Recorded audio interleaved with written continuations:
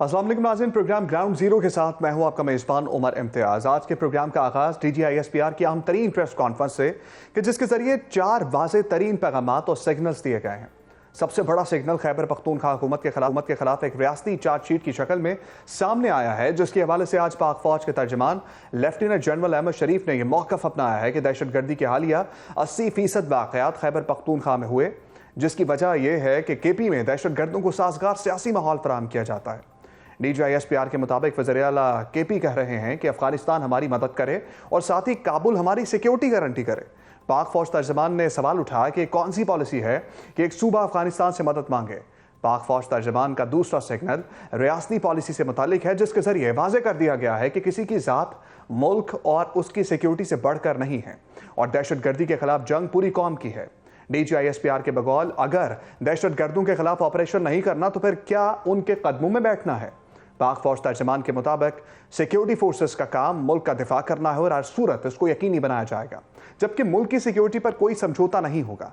पाक फौज तर्जमान का तीसरा सिग्नल सियासी इंगेजमेंट और राना सनाउल्लाह के 5 बड़ों को एक ही मेज पर बिठाने के बयान के तनाजुर में है कि पाक फौज का ना तो किसी सियासी मामले से कुछ लेना देना है और ना ही इसको किसी सियासी जमात से कोई मसला है। DGISPR के मुताबिक मुज़ाकरात करना सियासी जमातों का काम है। और चौथा और आखिरी सिग्नल अफगानिस्तान और अफगान तालिबान रजीम से मुताल्लिक है, जिसके मुताबिक पाकिस्तान में होने वाले तमाम हालिया दहशतगर्दी वाक़यात में अफगान शहरी मुलविस हैं और अब पूरी दुनिया पाकिस्तान के इस मौक़िफ़ की तायीद कर रही है कि अफगानिस्तान इस वक्त दहशतगर्दी का मंबा बन चुका है। ये चारों सिग्नल्स अब क्या बता रहे हैं और सियासी जमातों की क्या इस हवाले से गुफ्तगू करने के लिए हमारे साथ मौजूद हैं नून लीग के रहनुमा सेनेटर नासिर भट्ट साहब और हमारे दूसरे मेहमान होंगे PTI इस्लामाबाद के सदर अली बुखारी साहब। सबसे पहले अली बुखारी साहब, आपसे आगाज़ करना चाहूँगा, आज जो चार्जशीट खैबर पख्तूनख्वा हुकूमत के खिलाफ एस्टैब्लिशमेंट की तरफ से जारी की गई है वो कितनी संजीदा है और इस पर आप PTI को कितना परेशान समझ रहे हैं? बिस्मिल्लाहिर्रहमानिर्रहीम, बहुत शुक्रिया। देखें जी, मैं नहीं समझता हूँ कि इसमें किसी किस्म की कोई नई बात आई है या कोई परेशानी की बात है। रीज़न बीइंग के हम तो पॉलिटिकल गवर्नमेंट है। पॉलिटिकल गवर्नमेंट 4.5 करोड़ अवाम का एक सूबा है, जिसको उसका चीफ एग्जीक्यूटिव हेड कर रहा है और अल्हम्दुलिल्लाह वो 2013 से आज तक अवाम जो है वो PTI को, इमरान खान को या उसके इमरान खान के मुंतखब करदा शख्स को वोट देते आए हैं। तो इसलिए अवाम में और अवामी हुकूमत में तो किसी किस्म का कोई ना तज़ाद है, ना किसी किस्म का कोई डिफरेंस है। सो हमने तो हमेशा एक ही बात की कि कभी भी हमने दहशतगर्दों को सपोर्ट नहीं की। हमेशा हमने दहशतगर्दी के अगेंस्ट चलाने जंग किया, फ्रंट रो में खड़े होकर किया। इवन पाकिस्तान की सालमियत की बात आई, जब इंडिया ने अटैक किया तो सबसे पहले आपको पता है जेल के अंदर से इमरान खान साहब ने इसके ऊपर कहा कि सारी कौम इकट्ठी हो जाए, अपनी फौज के साथ खड़ी हो जाए। सो इशू ये नहीं है। इशू ये है कि अगर आप कुछ एक्शन कर रहे हैं, आप कोई वहां पर किसी भी किस्म का कोई ऑपरेशन करना चाहते हैं, तो कम से कम पॉलिटिकल लोगों को ऑन लूप तो लें, पता तो चले कि क्या हो रहा है। जैसे स्वात ऑपरेशन हुआ था, सारी कैबिनेट को पता था, सारी ऑपोजिशन को पता था, पूरे पार्लियामेंट को पता था कि वहां पर क्या होना है, कैसे होना है, सारी चीजों को पूरी आपकी KP गवर्नमेंट को था पता था। इसी तरह ये हर सूबे का इस्तेहकाक है और उसका हक है। मैं एक छोटी सी मिसाल आपको देता हूँ कि आपको याद होगा कि कुछ अर्सा कबल जब पहली दफा सिंध के अंदर कराची में स्टैब्लिश, सबसे पहले स्पेसिफिकली कराची की बात करूं, जब वहां रेंजर्स को तैनात किया गया तो सबसे पहले सिंध की गवर्नमेंट ने उस पर एतराज किया। उसके बाद उसके ऊपर सिंध गवर्नमेंट ने करारदाद पास की और उनको 1 साल का टाइम दिया। फिर उसके बाद दोबारा करारदाद पास हुई। तो ये इस्तेहकाक जो है आपके अपने जो मुकामी सतह की गवर्नमेंट होती है और जो प्रोविंशियल गवर्नमेंट्स होती हैं उनके पास होता है। उनको ब्रीफिंग देनी चाहिए, उनके साथ डिस्कस करना चाहिए और यही बात CM ने भी कही है। उसने हमेशा यही कहा है, सिटिंग CM सोहेल अफरीदी साहब ने, उससे मैं उनके स्टेटमेंट्स भी सुन रहा था कि हम दहशतगर्दों के खिलाफ हैं। लेकिन ऑन द अदर साइड जब हम गवर्नमेंट को देखते हैं तो गवर्नमेंट के डिफेंस मिनिस्टर हैं ख्वाजा साहब, और ख्वाजा साहब ने उसने एक मैं TV टॉक शो में देख रहा था तो उन्होंने खुद एडमिट किया इसको कि जी कोलेटरल डैमेज तो होता है कि जब हम किसी जगह करते हैं एक्शन तो उसमें बेगुनाह लोग भी शहीद हो जाते हैं। सो बात यह है कि हम तो ये चाहते हैं कि जैसे स्वात या इस तरह किसी भी जगह प्रॉपर तरीके से प्रॉपर मैकेनिज्म के तहत मामला किया गया, इस तरह किया जाए, ना कि हमें पता ही ना हो, फेडरल गवर्नमेंट को पता हो ना, प्रोविंशियल गवर्नमेंट स्पेसिफिकली जो स्टेक होल्डर है उसको पता हो, ना वहाँ के रहने वाले बाशिंदों को पता हो, ना वहाँ के MPs MNAs या लोकल गवर्नमेंट को पता हो। तो इस तरह तो कोई चीज दुनिया में भी कभी कामयाब नहीं हो सकती। तभी हर चीज, हर ऑपरेशन कामयाब होता है जब उसके पीछे पब्लिक स्ट्रेंथ खड़ी होती है। और पब्लिक स्ट्रेंथ जो है ना, वो मेरे अजीज बात यह है कि पब्लिक स्ट्रेंथ जो है वो हमेशा पॉलिटिकल गवर्नमेंट के साथ खड़ी होती है। डेफिनेटली उनकी जब सपोर्ट हासिल होती है, और जब भी एक्शन किया जाता है या जब भी कोई ऑपरेशन किए जाते हैं और आपके लॉ इन्फोर्सिंग एजेंसीज कोई भी हो करें, तो उनको हमेशा पिजराइज पब्लिक की तरफ से मिलती है, तभी वो सक्सेसफुल होता है। तो ऐसी कोई चीज नहीं है या जिसको मैं ठीक है। ये समझूं कि वो नहीं है या कोई थ्रेट है या नहीं। हम पाकिस्तानी, हमारा मरना जीना यहाँ पर है। हर पाकिस्तानी को, मैं, आप, आपके कैमरा मैन, मेरे भाई भट्ट साहब बैठे हैं, सबको यही ख्वाहिश है कि यार पाकिस्तान में अमन हो। तो अमन के लिए ठीक है, भट्ट तरीकाकार साहब को भी मुहैया गुफ्तगू करना में ऐड पड़ता कर लेते हैं। ठीक है नासिर भट्ट साहब, अब जो पोजीशन एस्टेब्लिशमेंट ने खैबर पख्तूनख्वा हुकूमत के हवाले से अपनाई है, उसको वफाकी हुकूमत किस तरह से देख रही है? क्या गवर्नर राज की तरफ मामला जा रहे हैं? बिस्मिल्लाहिर्रहमानिर्रहीम। मैं बुखारी साहब की बात सुन रहा, या इन्होंने आंखें बंद की हुई हैं 2 साल से, या इन्होंने जो बातें की आप मुझे बताएं। ये अभी कह रहे थे मेरे भाई के वफाकी हुकूमत जो है उसको पता नहीं होता। वफाकी हुकूमत जब बुलाती है चारों सूबाई वज़ीर आला को, जब कोई किसी दहशत गर्दी के ख़िलाफ़ कोई एक मेरे मैकेनिज़्म तैयार होता है या उसके लिए एक चीज़ जब बनाई जाती है कि इसके लिए के ख़िलाफ़ कैसे लड़ा जाए, तो उसमें क्या होता है, एक सूबा वज़ीर आला KP के, चाहे ये है चाहे पहला है, नहीं आते। वो आते ही नहीं, उसमें शामिल नहीं होते। दहशत गर्दी के ख़िलाफ़ कोई जब एक मनसूबा तैयार किया जाता है, उसमें चारों सूबों को बुलाया जाता है और उनको एतमाद में लिया जाता है, तो ये नहीं आते। और ये कहते हैं जी कि देखिए दहशत गर्दी की जब कोई वाक़या होता है तो उसकी ये मजम्मत भी नहीं करते। क्यों कि मुझे नहीं समझ आती कि आप ये कह रहे हैं जी कि हम तो अवाम साथ होती है। अवाम आपके साथ किधर है? अवाम आपके साथ होती तो आप KPK का ज़िमनी इलेक्शन हारते। बात यह है कि ये जो ज़िद है, ये जो अना है, ये इनके ही लोग थे। वो एक MNA उसको निकाले, उसका वो एक निकालने फुटेज, वो कहती है कि अल्लाह माफ़ करे पहले इमरान फिर पाकिस्तान। तो इनका जो रवैया है, अब देखें ना, अब मुझे बताएं कि जब एक मुल्क जंग लड़ रहा है अपने दहशत गर्दी के ख़िलाफ़, उसमें क्या किसी सियासी जमात कोई ऐसी आपने देखी है किसी मुल्क में कि वो अलग खड़ी हो जाए, वो उन दहशत गर्दों के लिए बात करे? इनका एक ट्रैक रिकॉर्ड देख लें। ये वही लोग हैं, जब वो कतर में एक मुआहदे करके ये जब प्राइम मिनिस्टर मुसल्लत हुआ था तो उन लोगों को छुड़ाया, आपके सामने है। बात यह है कि अब भी अगर इनको समझ नहीं आ रही तो अब एक इदारे ने खुल के ये बात कर दी कि दहशत गर्दी के ख़िलाफ़ लड़ना जो है वो एक मनसूबा होता है, एक टीम होती है। पाकिस्तान का वज़ीर-ए-आज़म या वज़ीर-ए-आला को जब बुलाया जाता है, एक उसके लिए जब एक कोई तरीक़ाकार तय किया जाता है, तो उसमें अगर एक सूबे का वज़ीर-ए-आला ना आए और उसके बाद वो बयान भी दे कि नहीं जी, नहीं, हमें तो पूछा ही नहीं, हमें तो पता ही नहीं, कोई दहशत गर्दी नहीं है, तो इस तरह के हालात अगर आप पैदा करेंगे और आप समझें कि आप बड़ा अच्छा काम कर रहे हैं, तो 2 साल से तो यही कर रहे हैं। ये आज भी मुझे बताएं कि आज भी अगर ये कह दें, देखें ये एक ऐसी जमात है जो अपनी फोर्सेस पे हमले करती है। आप इनको देखें 2 साल से ये जो लोग जिनको सुनाए उन्होंने क्या किया है, उन्होंने GHQ पे हमला किया है, उन्होंने 9 मई किया है, वो चले गए हैं रेड जोन में जहाँ हाई कोर्ट है रोका कि नहीं जाना।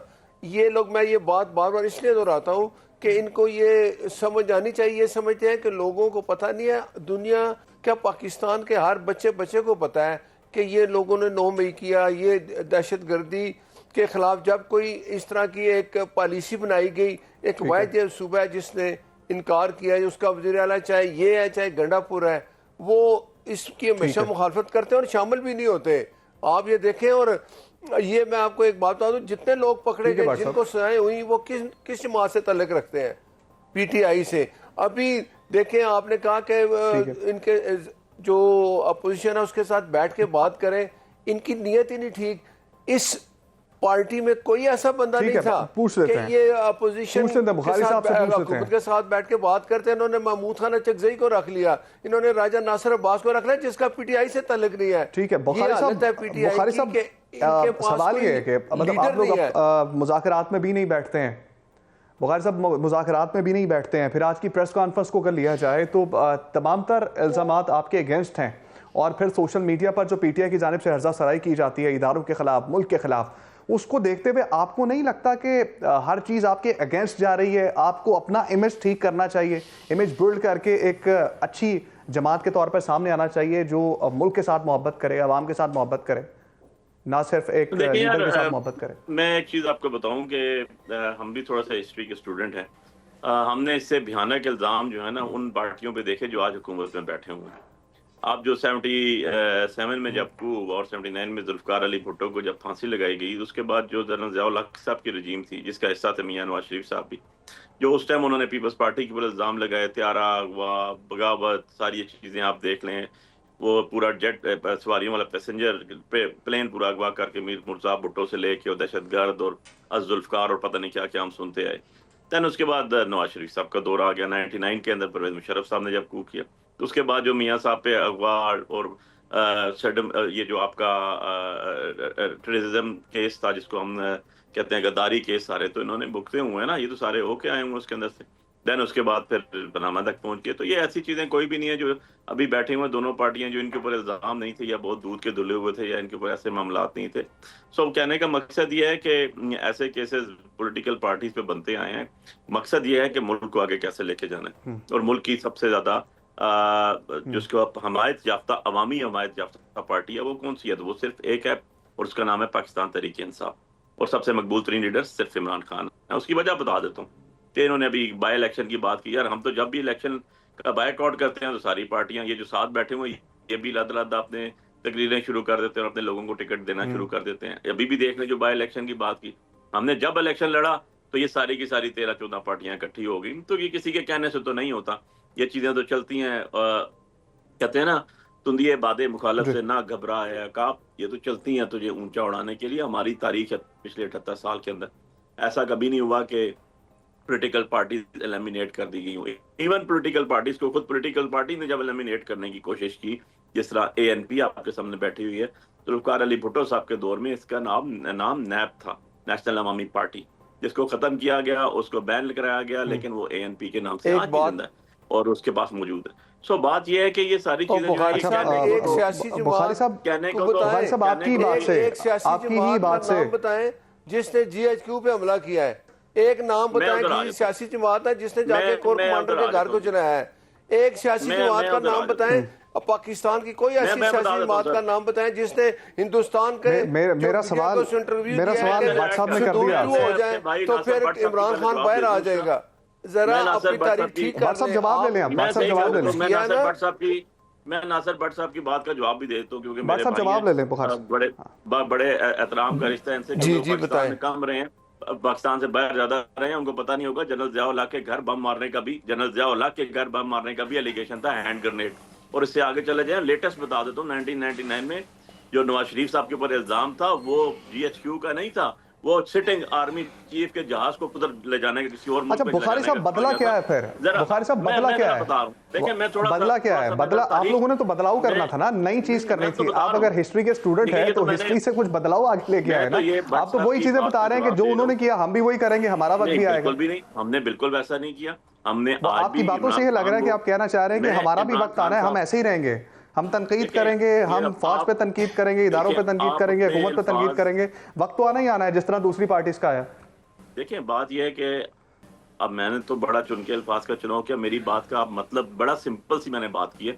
मैंने कोई रॉकेट साइंस या केमिस्ट्री फिजिक्स की बात नहीं की, बड़ा 2+2 4 की बात की है मैंने।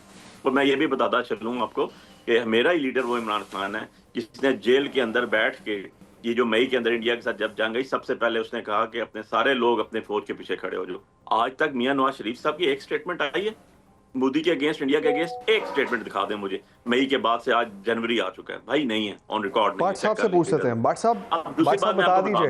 भट्ट साहब ने आपसे सवाल किया, आप भट्ट साहब से पूछ लेते हैं। बुखारी साहब आप मेरी बात सुने, मुझे बताएं वो अलीमा खान कौन है जिसे हिंदुस्तानी मीडिया को इंटरव्यू दिया, वो कौन है, किसकी बहन है?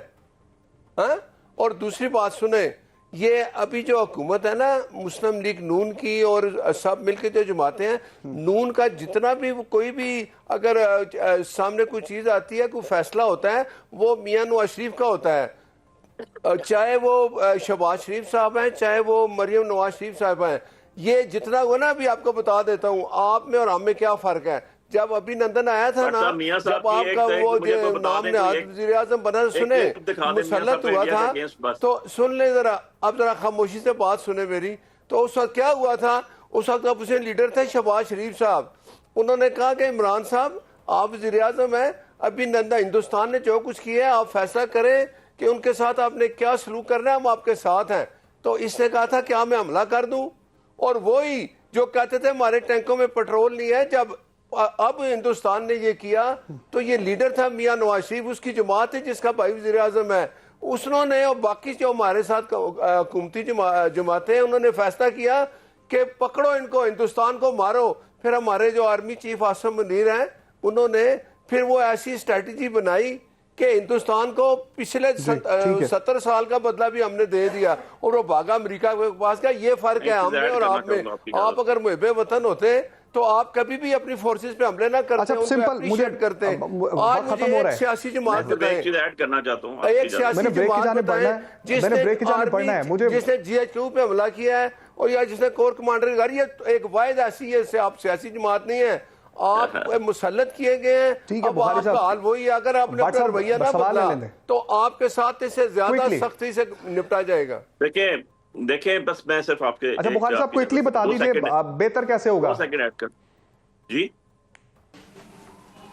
देखिए मैं क्विकली बता दीजिए बेहतरी कैसे आएगी, मतलब किस तरह से बेहतर करेंगे। मुझे ब्रेक की जाने पड़ना था, आपका जवाब लेकर। नासिर भट्ट साहब ने पूरे 5 मिनट में एक चीज नहीं बताई कि आज तक मियां साहब की कोई, मियां नवाज शरीफ साहब की कोई स्पीच, कोई उन्होंने कंडेम किया हो इंडियन अटैक को या उसके साथ हमारी फौज के साथ खड़े हो। सिंपल सी बात पूछी, सिंपल सा जवाब था जिसका जवाब आज इनके पास नहीं। हर मशवरा मियां नवाज शरीफ से लिया जाता है। दूसरी बात इससे ज्यादा मैं आपको क्या बताऊं, साहब ने भाई अपनी कब्र में जाना है। मियां साहब आपके लीडर है, 4 दफा आप कहते हैं वज़ीर आज़म है वो, और उसको अगर फारग करना तो और आप वाला तो जिस चोरी में बंद है ना, जो पहले उसका जाके अदालत से जाके अपनी जुर्माई साबित करें, वरना 14 साल इधर ही रहेगा वो। बता दूं, ठीक है ना, आपने अपने रवैये ना बदले और आप इसी तरीके से चलते रहे तो फिर आपको वही, आपका हाल वही होना है जो काफ लीक का हुआ है। ठीक है भट्ट साहब, और मुसल्लत रहे थे 10 साल, मुशर्रफ उनके पीछे था। भट्ट साहब बुखारी साहब क्या हुआ है कि अब उसके बाद 2 बंदे नहीं है। अब आप भी अगर नहीं बदलेंगे, नहीं समझेंगे तो फिर आपका हाल यही होना है जो काफ लीक का हुआ है। भट्ट साहब पता नहीं क्या चाहते हैं। ठीक है सर, मुझे एक ब्रेक की जाने बढ़ना है। और नासिर भट्ट साहब, अली बुखारी साहब, आपका शुक्रिया। नाज़रीन, प्रोग्राम के इस हिस्से में हम DGISPR की जानिब से की जाने वाली प्रेस कॉन्फ्रेंस पर दिफाई तजिया हासिल करेंगे और इस तनासुर में पाक अफगान ताल्लुकात का जायजा लेंगे, जिसके लिए हमें ज्वाइन कर रहे हैं सीनियर दिफाई तजियाकार और साबिक निगरान सूबाई वज़ीर दाखिला ब्रिगेडियर रिटायर्ड हारिस नवाज साहब। हारिस नवाज साहब, बहुत शुक्रिया आपके वक्त का। सर, किस तरह से देख रहे हैं आज की DGISPR की प्रेस कॉन्फ्रेंस को, और जिसमें वाज़ेह तौर पर कहा गया है कि डू मोर सिर्फ अफगानिस्तान को ही करना होगा। लेकिन DGISPR ने आज बहुत मुफस्सल डिटेल ब्रीफिंग दी है। पिछले पूरे 2025 का उन्होंने बताया भी है कि कैसे क्या प्रोग्रेस है, कैसे ऑपरेशन हुए हैं, कितने ऑपरेशन। ही सेट के 75,000 ऑपरेशन हमने इंटेलिजेंस बेस्ड ऑपरेशन किए हैं और उसमें तकरीबन रोज़ के 200 के करीब इंटेलिजेंस ऑपरेशन किए हैं। और उन्होंने बताया कि कितना 2021 से लेके 2025 के दौरान में कितनी कैजुअल्टीज थी और फिर एंड में जाके कितनी कम होनी शुरू हो गई हैं कैजुअल्टीज। और फिर टेररिज्म के अंदर भी कमी हुई है 17 to 19%। जो हमने बॉर्डर को क्लोज किया है, लॉजिस्टिक सपोर्ट बंद की है, अफगान ट्रांजिट बंद की, इससे उनकी स्मगलिंग बंद हो गई है, वेपन की स्मगलिंग बंद हो गई है, सारी चीज़ें उससे फ़र्क पड़ गया है। लेकिन पाकिस्तान ने एक बात बड़ी क्लियर की है कि अभी कोई जो है ना वो रियायत की गुंजाइश नहीं है। Pakistan is a hard state. We want कि अफगानिस्तान क्रॉस बॉर्डर टेररिज्म को रोके, इन ख्वारजियों को वहाँ से पीछे धकेले और तस्दीक शुदा कोई हमारे एविडेंस होनी चाहिए कि वाकई वो कुछ कर रहे हैं, रोक रहे हैं उनको। और सेकंड, जो ऑपरेशन है वो हम कंटिन्यू रखेंगे। 3 प्रोविंस जो हैं, पंजाब, सिंध और बलूचिस्तान से बहुत फुल कोऑपरेशन है। बड़ा दिन KPK की तरफ से थोड़ी सी ल्यूकवाल रिस्पॉन्स है। It has to be better one, क्योंकि वहाँ पर इलीगल स्पेक्ट्रम और पोलिटिकल लिंकेजेस वगैरह की भी खबरें आ रही हैं, जिससे इसको काउंटर टेररिज्म में बहुत फ़र्क पड़ता है। क्योंकि ज़ाहिर है कि जो हुंडी का पैसा, नारकोटिक्स का, स्मगलिंग का, टायर स्मगल्स का, गाड़ियाँ स्मगल जो होती हैं वो यूज़ होती हैं इन कामों के लिए, उसको रोकने की ज़रूरत है। और साथ ही साथ ये भी कहा कि फील्ड मार्शल ने तो तहिया किया हुआ है आसिम मुनीर ने कि हमने मुल्क से टेररिज्म को ख़त्म कर रहे हैं, दहशतगर्दी को। जितनी कुर्बानी देनी है, जो शहादत देनी है, हम देंगे। लेकिन इलीगल स्पेक्ट्रम ख़त्म होगा तो फिर बहुत आसानी से इस काम हो सकता है। और फिर उन्होंने नेक्सस बताया है किस तरीके से इंडिया का और अफगान तालिबान का नेक्सस है, इससे क्या प्रॉब्लम्स हो रही हैं, उसको कैसे प्रॉक्सीज को यूज़ कर रहे हैं। इंडिया को जो मार पड़ी है मार के हक में, उसको वो अभी तक भूल नहीं सक रहे हैं। उसके लिए वो फिर अब दायरे कोई ना कोई और तरीका इस्तेमाल करते हैं। लेकिन पाकिस्तान का स्टेचर बहुत हाई हो गया है, जिससे कि हमने इसका इस्तेफाश इंडिया को दिया, उसका मुंह काला किया है। उससे पाकिस्तान को दुनिया सुनती है, समझती है। Field marshal Asim is now is the most favourite general of Trump का भी, और फिर यूरोपियन और मिडिल ईस्ट में भी आप देख लें, हर जगह उनकी इज्जत अफजाई होती है। तो ये पाकिस्तान का एक रीजन में रीजन स्टेबलाइजर बन गया, यहाँ तक बल्कि मिडिल पावर्स का वो लीडर बन गया।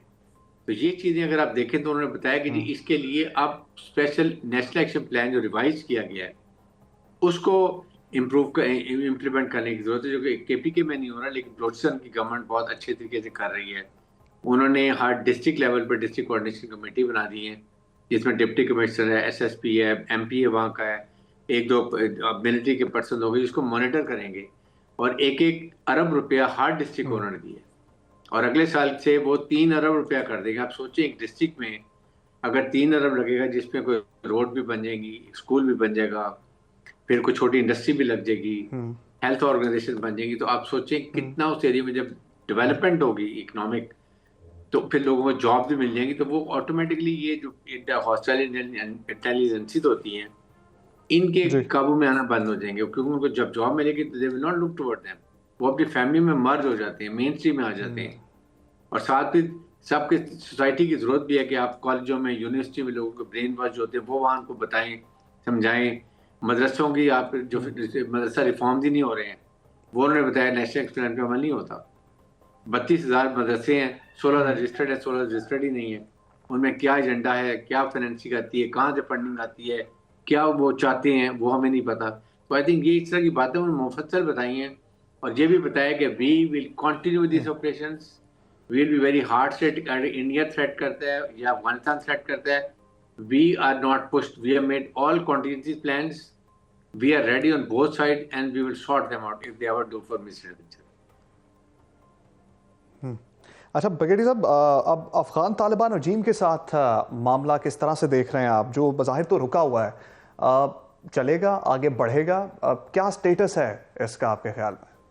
देखिए, पाकिस्तान ने तो उनसे कोई बात नहीं करनी है। अगर उन्होंने बात करनी है, दे शुड कम। हमारी रिक्वायरमेंट एक ही है, अपनी सरजमीन से किसी टेररिस्ट ऑर्गेनाइजेशन को क्रॉस बॉर्डर टेररिज्म ना करने दें। हमारी तो एक सिंपल रिक्वायरमेंट है। हम आपको लॉजिस्टिक्स भी देते थे, हम आपको ट्रांजिट भी देते थे, आपके पेशेंट भी आते थे, आपके स्टूडेंट्स भी आते थे, हम हर किस्म की सहूलत दी हुई थी। No more, all stopped till the time you come and talk to us कि जी यस, अभी हम आपको गारंटी दे रहे हैं और ये मीडिएटर्स हैं, इसके हम आइंदा की ऐसी बात नहीं करेंगे। अदरवाइज हम we have all the right. जो पाकिस्तानीज हैं अफगानिस्तान के अंदर, चाहे वो टीटीपी वाले हैं या फिर तो हिंदुस्तान है या कोई पाकिस्तानी जहाँ भी छुपे हुए, उनके पीछे भी all the right, we will go, we will top target them, उनको मारेंगे भी। यस, अफगान तालिबान रजीम और अफगान अवाम से हमें बहुत हमदर्दी है। अफगान तालिबान रजीम से हमारे अभी हालात ठीक नहीं है, बिकॉज वी फील कि ये इलेजिटिमेट गवर्नमेंट है, ये पॉलिटिकल इंक्लूसिव नहीं है। 42% हैं ये टोटल पश्तून्स, और 58% जिसमें हज़ाराज हैं, उज़्बेक्स हैं, ताजिक्स हैं, फिर वो तुर्किस्तान के लोग हैं वहाँ पर, उनको रिप्रेजेंटेशन नहीं है। फिर उसके बाद ये इन्होंने, बुरी हुकूमत का काम होता है कि जनरल इलेक्शन कराना, अवाम अपनी मर्जी की हुकूमत सेलेक्ट करें, वो नहीं है। 15-20 लोग बैठ के पूरे मुल्क को चला रहे हैं, तो और वो ह्यूमन राइट वायलेशन हो रही हैं। ये सारी चीज़ों देखते हुए पाकिस्तान विल नाउ एंश्योर, हाँ अगर वहाँ से कुछ हरकत होगी, we will be very tough, we are hard set, we will follow it till end. ठीक है। अच्छा हारिस साहब, आपके नज़दीक अफगान तालिबान रजीम के साथ मुज़ाकरात की ऑप्शन मुकम्मल तौर पर बंद हो चुकी है या अभी इम्कानात बाकी हैं, मामला दोबारा शुरू हो सकते हैं अगर वहाँ से लचक आती है, वहाँ से मामला ठीक होते हैं तो? देखें, अगर वो चाहते हैं या वो ईरान है, चाइना है, मिडिल ईस्टर्न कंट्रीज हैं, किसी के थ्रू निगोशिएट करना चाहते हैं, डायलॉग के ऑलवेज ओपन। लेकिन उसके लिए हमारी कंडीशन ये है कि आपको ये चीज़ें करनी पड़ेंगी, डायलॉग कामयाब तब होंगे। इसके अलावा हम आपसे नहीं करेंगे, और आप खुद भी करना चाहते हैं देन हमारी ये कि आप इन राइटिंग दें और हम उसको मेडिएटर से किसी काउंटर साइन कराएं, ताकि कोई गारंटर हो इसके अंदर। लेकिन कंडीशन हमारी तो एक है simple, no cross border terror. बस दैट्स ऑल। और ये हमारे जितने पाकिस्तानी हैं टीटीपी वाले, इनके खिलाफ हम जहां अफगानिस्तान में भी जाना हो जाएंगे, इनके पीछे इनको मारेंगे। We will not leave them, छोड़ेंगे इनको किसी हालत में नहीं। ठीक है। अच्छा, आपके नज़दीक अफगानिस्तान सरहद पार दहशतगर्दी का वे फॉरवर्ड अब क्या है? देखिए, वेट फॉरवर्ड यही है कि अफगानिस्तान हैज़ टू इंश्योर कि वहां पर जो टेररिस्ट ऑर्गेनाइजेशन है उनको कंट्रोल करे। बहुत पैसा अमेरिकन दे रहे हैं इसको, 7.1 बिलियन डॉलर का वेपन एम्यूनिशन छोड़ के गए हैं। हर हफ्ते इनको मिलियन ऑफ डॉलर्स वो दे रहे हैं, and that money is being spent on reorganisation of the terrorist organisation. बजाय इसके ये अफगान अवाम पे खर्च करें, उनकी रिहेबिलिटेशन पे खर्च करें, रिकंस्ट्रक्शन में खर्च करें। 144 बिलियन डॉलर्स उन्होंने दिए थे रिकंस्ट्रक्शन के लिए, उसका कोई हिसाब नहीं है इनके पास। उनकी जो फौज बनाई थी, 90 बिलियन डॉलर लगाए, वो अकेले जो ही अमेरिकन गए हैं वो फौज तितर होगी, नजरें नहीं निकाल गई। तो ये उनकी प्रॉब्लम है। लेकिन पाकिस्तान ने देखिए हर मौके पे हर जगह उनका साथ दिया। हम इनको हमेशा वीट देते थे, उसके बाद इनको फर्टिलाइजर देते हैं, इनको शुगर देते हैं, अफगान ट्रांसफर कभी रुकावट नहीं डाली है। But then you have also certain things to do, और वो ये कि आप कम अज कम हमसाया मुल्क की तरफ जो आपने कमिटमेंट की दोहा में कि हम अपनी सरजमीन किसी टेररिस्ट ऑर्गेनाइजेशन को इस्तेमाल नहीं करने देंगे, stop it, that's all, what else we want, nothing else. लेकिन इसके लिए अगर हम अपने मुल्क में अपने हमारे अच्छा सर, पश्तून भाई, बलोच भाई सब हमारे शहीद हो रहे हैं, नुकसान हो रहा है उनका, उसके बाद आप हमारे फौजी शहीद हो रहे हैं, we have suffered a loss of 150-160 billion dollars का, एंड डिस्पाइट द फैक्ट हम आपको सपोर्ट करें तो आपकी भी तो ऑब्लिगेशन है, do it now. I think now they should be, they realise. अच्छा सर, आखिर में ये बता दीजिए कि आपको नहीं लगता आज की प्रेस कॉन्फ्रेंस के बाद क्या हम एक तवील जंग की तरफ जा रहे हैं, या फिर ये मामला जल्दी खत्म हो जाएगा, मामला जल्दी ठीक हो जाएंगे? आई एम वेरी पॉजिटिव कि 2026 जो है ना, ये इंशाल्लाह बहुत बेहतर होगा पाकिस्तान के लिए, और बहुत मुनज़्ज़म तरीके से। अभी भी काफ़ी टेररिस्ट एक्टिविटी स्टॉप हुई जब से हमने बॉर्डर सील किया हुआ है, उस वक्त से काफ़ी 20% के करीब टेररिज्म वैसे ही ख़त्म हो गया है। और जितनी तादाद में हम तश्कीलें हमने देखी, किसी के जितने लोग आ रहे हैं उनको हम मार रहे हैं और उनको कंट्रोल कर रहे हैं, ला के उनको भागने में नहीं दिया, और सारे के सारे तश्कीलों को मारते रहे। It affects a lot. और इसमें ज़्यादातर अफगानी थे, आप ये देखें, इसका मतलब अफगान 100% सपोर्ट उनको कर रहे हैं। अफगान तालिबान और Tehreek Taliban Pakistan, they are ideology एक है, ये एक दूसरे को सपोर्ट करें, कॉम्प्लीमेंट करते हैं। और अभी जब हम इनके साथ रिलीजियस सपोर्ट बंद किया तो कुछ अर्से के बाद खुद ब खुद आपसे आके बात करेंगे, और फिर ये गारंटीज के साथ हम इनसे मुआहदा करेंगे, देन वी विल अलाउ, ये लॉजिस्टिक सपोर्ट ओपन करेंगे और अफगान ट्रांजिट को खोल देंगे। ठीक है, ब्रिगेडियर हारिस नवाज साहब, आपका बहुत शुक्रिया। प्रोग्राम के आखिर में बात होगी ईरान में जारी पुरतशद्दुद मुजाहरों की, जो अब 9वें रोज में दाखिल हो चुके हैं, और अब इन मुजाहरों का दायरा 26 सूबों के 78 शहरों तक फैल गया है, जहां मुजाहिरीन और सिक्योरिटी फोर्सेस की झड़पों में हलाकतों की तादाद 19 से जायद हो गई है। इंसानी हकूक पर नजर रखने वाले खबरसां इदारे HRNA ने अपनी रिपोर्ट में बताया है कि फायरिंग के वाकयात में 50 से जायद मुजाहिरीन जख्मी हुए हैं, जबकि ईरानी सिक्योरिटी फोर्सेस ने 990 अफराद को गिरफ्तार कर लिया है। एहतजाजी मुजाहरे सख्त सिक्योरिटी इकदाम और पुलिस और दीगर सिक्योरिटी इदारों की इजाफी तैनाती के बावजूद मुसलसल बढ़ते जा रहे हैं। दूसरी जानिब ईरानी हुकूमत ने एहतजाज का दबाव कम करने के लिए अवाम को आइंदा 4 माह तक $7 माहाना अलाउंस देने का ऐलान किया है, जबकि ईरानी पार्लियामेंट के स्पीकर ने कहा है कि एहतजाज करने वालों के जायज़ मुतालबात ज़रूर माने जाएंगे। ताहम ईरानी स्पीकर के गैर मुल्की एजेंडों की साजिशों को नाकाम बनाने का दावा भी सामने आया है। ईरान एहतजाजी मुजाहरों के हवाले से सूरत हाल कितनी संगीन हो चुकी है, इस पर बात करने के लिए हमें तेहरान से ज्वाइन कर रहे हैं सीनियर सहाफ़ी जॉन हुसैन साहब। जॉन साहब, सबसे पहले तो बहुत शुक्रिया आपके वक्त का। सबसे पहले सर ये बता दीजिए कि मुजाहिरीन के मुतालबात क्या हैं, चाह क्या रहे हैं मुजाहिरीन? बहुत शुक्रिया आपका मुझे इनवाइट करने का। मुजाहिरीन के जो डिमांड्स हैं वो इकोनॉमिक हैं, और उन्होंने बेसिकली रिक्वेस्ट ये की है कि किसी तरीके से जो डॉलर की सिचुएशन है, जो 40% 45% डिप्रिसिएशन आई है तोमान की, रियाल की वैल्यू में, उसको जो है वो किसी तरीके से कंट्रोल किया जाए। और मैं आपको बताता चलूँ कि जो ऑफिशियल प्रोटेस्टर्स थे शुरू में, जो बाजार बुजुर्ग में प्रोटेस्ट हुए जो कि जेन्युइन थे, वो प्रोटेस्ट अब खत्म हो चुके हैं। कोई लार्ज स्केल प्रोटेस्ट नजर नहीं आ रहे। जो चीज़ें दिखाई जाती हैं ऑब्वियसली वो एग्जैजरेट करके, सेंसेशनलाइज करके दिखाई जाती हैं वेस्टर्न मीडिया में, बट जो डिमांड्स थी वो और किसी हद तक गवर्नमेंट ने सुनी भी और उसका जवाब भी दिया, और सेंट्रल बैंक के जो प्रेसिडेंट थे उनको हटाया भी। तो वो डिमांड्स तो कंप्लीट हो चुकी हैं और प्रोटेस्ट ऑफिशियली एंड हो चुके हैं। अभी जो protest so called quote and quote चल रहे हैं वो 10, 15, 20 लोगों का ग्रुप बाहर आता है, वो वायलेंस करता है और वो रिट्रीट कर जाता है। तो और उस पर कोई शक नहीं है कि किस तरीके से मोसाद ने और यूएस ने इसको इन्फ्लुएंस किया हुआ है। मोसाद का ट्वीट आपके सामने है, डोनाल्ड ट्रंप साहब के ट्वीट आपके सामने। अच्छा जॉन साहब, ये बताइएगा, जो ऐलान किया गया है हुकूमत की जानिब से कि माहाना 4 माह तक $7 दिए जाएंगे, क्या इस ऐलान से मुतमईन है ईरान की अवाम? देखिए, $7 वहाँ के हिसाब से, हमारे पाकिस्तान के हिसाब से बहुत कम लग रहे हैं, दुनिया भर के हिसाब से बहुत कम लग रहे हैं, लेकिन मैं बताता चलूँ ईरान के लिए ये एक, आई थिंक, एक रीजनेबल चीज़ है, क्योंकि पेट्रोल यहाँ पे ₹5 लीटर है, गैस और बिजली के बिल यहाँ पे तकरीबन ₹150, ₹200 आते हैं महीने के, ₹1000 मैक्सिमम आते हैं महीने के। तो $7 ऑब्वियसली इज फॉर अदर्स, दूसरों के लिए ये रीजनेबल नहीं होगा, लेकिन ईरानियों के लिए प्रीटी मच रीजनेबल अमाउंट है जो गवर्नमेंट कर सकती है लार्ज स्केल पर। ज्यादा नहीं है, फिर भी कह सकते हैं कि ज्यादा नहीं है फिर भी, लेकिन ये तकरीबन 1 मिलियन तोमान यानी 10 मिलियन रियाल बनता है ईरान के हिसाब से, जो कि आई वुड से कि काफी जो लोअर तबका है, जो जो पसमानदा तबका है, उसके लिए आई थिंक ये एक रिलीफ जरूर है। जॉन, एक महीना गुजर जाएगा इन $7 में आपके ख्याल में? नहीं, बिल्कुल भी नहीं गुजरेगा। $7 में एक महीना नहीं गुजरेगा। और यहाँ पे ऑब्वियस सी बात है कि किसी भी मुल्क में किसी भी गवर्नमेंट की जो भी रिलीफ होती है, जो या जो रिलीफ पैकेज होता है, जो इंडिविजुअल्स को दिया जाता है, और जो भी स्कीम्स होती हैं, उसमें महीना तो नहीं गुजार सकता इंसान, लेकिन ऑब्वियसली एक कुशन होता है, एक पुशबैक होता है। इसके अलावा जो एक्सपोर्ट के रेट्स हैं वो भी गवर्नमेंट सेट कर रही है, और दो राय नहीं है इसमें कि इसमें पूरी गवर्नमेंट की एड से जो है वो बंदा महीना नहीं निकाल सकता, लेकिन at the end of the day government, आप मुझे खुद बताएं कि क्या क्या कर सकती है गवर्नमेंट। $100 देना शुरू कर दे लोगों को। यहाँ पे सैंक्शंस की वजह से गवर्नमेंट के पास पैसे नहीं है, ऑब्वियस सी बात है, तो वो लोगों को कैसे पैसे देंगे? ये भी तो पहलू है ना जो हमें समझने की जरूरत है।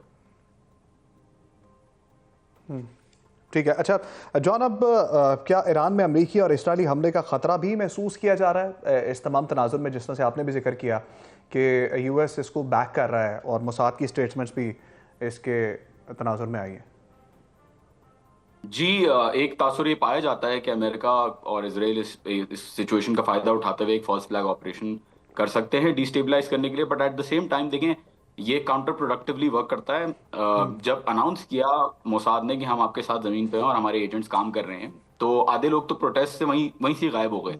तो एक साइकोलॉजिकल इम्पैक्ट लोगों के ऊपर पड़ता है कि फॉरेन इंटरफेरेंस जहां पे हो रही है, क्योंकि overall Iranian sentiment is against America and Israel. जो लोग हैं वो जेन्युइनली इसराइल और अमेरिका से यहाँ पे काफी ज्यादा खफा हैं, क्योंकि जाहिर सी बात है आपके सामने जो भी शाह के दौर में हुआ, but at the same time जो गवर्नमेंट है वो ये फील कर रही है कि फॉल्स फ्लैग ऑपरेशन हो सकता है। एक तासुर ये भी कहता है कि नहीं, अमेरिका ऐसा नहीं करेगा, क्योंकि पिछली जो 12 दिन की जंग हुई, ये ट्रायल हो चुका है पहले भी। 12 दिन की जंग के दौरान रिजीम चेंज की, so quote and quote regime change की जो रेटरिक थी, वो दोबारा रिट्रैक्ट कर दी गई, और at the end of the day Donald Trump साहब को ही कहना पड़ा इसराइल को कि प्लीज बैक ऑफ, आप अपने जहाज वापस बुलाएं। तो एक तासुर ये भी है कि शायद अमेरिका अटैक ना करे, क्योंकि काउंटर प्रोडक्टिव होगा, और वो सीख चुके हैं चीज। अच्छा जॉन, ये बता दीजिए कि सुप्रीम लीडर आयतुल्लाह खामनाई के हवाले से ये खबरें गर्दिश कर रही हैं कि मुजाहरे ज़्यादा होते हैं तो हो सकता है कि वो रूस में जाके पनाह ले लें। आया कि उन्होंने तरदीद भी की है, इसकी तर्जमान की जानिब तरदीद भी आई है, लेकिन आपके ख्याल में क्या मामला चल रहे हैं इस हवाले से? ये वही वाली बात है जो पाकिस्तान इंडिया की टेंशन के दौरान जो इंडियन मीडिया रिपोर्ट कर रहा था कि हमने कराची के ऊपर कब्जा कर लिया है, लाहौर के ऊपर कब्जा कर लिया है, और जो है सारे लीडर्स छुप गए हैं। देखिए, ये साइकोलॉजिकल ऑपरेशंस बहुत जोरों शोर से ईरान के ऊपर ऑब्वियसली चल रहे हैं, और किसी भी वॉर लाइक सिचुएशन को बनाने के लिए कंसेंट को मैन्युफैक्चर करना जरूरी होता है। उसके अंदर डिस्टेबलाइजेशन टैक्टिक्स यूज होती हैं, और हर मुल्क करता है ये चीज। ईरान के अंदर जहां तक बात रही, 12 दिन की जंग हुई है, आपके सामने है। ईरान इराक की जंग हुई है ईरान के अंदर, जिसके अंदर खामनाई साहब जो सुप्रीम लीडर हैं यहाँ के, उन्होंने पार्टिसिपेट किया था, और हफ्ते 3 बॉम्बिंग्स हुई थी। तो तब नहीं भागे तो अब क्यों भागेंगे? और दूसरी बात यह कि जो गैब्रियल वैगनर, ये खबर जो आई है उसको आप ट्रेस बैक कर सकते हैं। गैब्रियल वैगनर ने टाइम्स को रिपोर्ट किया है। गैब्रियल वैगनर जो हैं वो खुद से जूइश क्रॉनिकल्स की जर्नलिस्ट हैं, टेल अवीव में बेस्ड हैं, और उन्होंने अपनी रिपोर्ट में, आप पढ़ सकते हैं, टाइम्स के अंदर साइट किया है, according to Israeli intelligence reports. अब ये कौन सी रिपोर्ट्स हैं, इसके अंदर फैक्चुअल चीजें क्या हैं, कोई चीज है, कोई प्रूफ है, कोई एविडेंस है? कोई इस चीज का जो है वो जिक्र नहीं किया गया। और इसके अंदर बिल्कुल भी कोई, आई डोंट थिंक कि कोई सच्चाई है, क्योंकि यहाँ पे जो प्रिडोमिनेंट देखें आइडियोलॉजिकल स्टेट है ईरान, और आइडियोलॉजिकली बड़ा स्ट्रांग है। सावाक के दौर में, शाह के दौर में, जब आयतुल्लाह खुमैनी, आयतुल्लाह खामनाई से पहले जो थे सुप्रीम लीडर, जो लीडर ऑफ द रेवोल्यूशन कहे जाते हैं, उनके ऊपर फांसी की सजा सुनाने वाले थे और ऑब्वियसली उनको यहाँ पे खतरा था कि उनको यहाँ पे फांसी दे दी जाएगी, लेकिन मजबूरन शाह को भेजना पड़ा। ऐसा नहीं कि वो भागे या यहाँ से चले गए, उनको मजबूरन एग्जाइल करना पड़ा क्योंकि अवामी नोशन जो है वो जनरली रेवोल्यूशन के साथ है। ठीक है जॉन हुसैन, बहुत शुक्रिया आपके वक्त का। नाज़रीन, जॉन हुसैन ईरान से भी हमारे साथ मौजूद थे, कह रहे थे कि यूएस और मोसाद मिलकर जो है ये मुजाहरे करवा रहा है। हमें नाज़रीन आज के प्रोग्राम से इजाज़त दीजिए, कल एक नए प्रोग्राम के साथ आपकी खिदमत में दोबारा हाजिर होंगे। अल्लाह ने के बाद।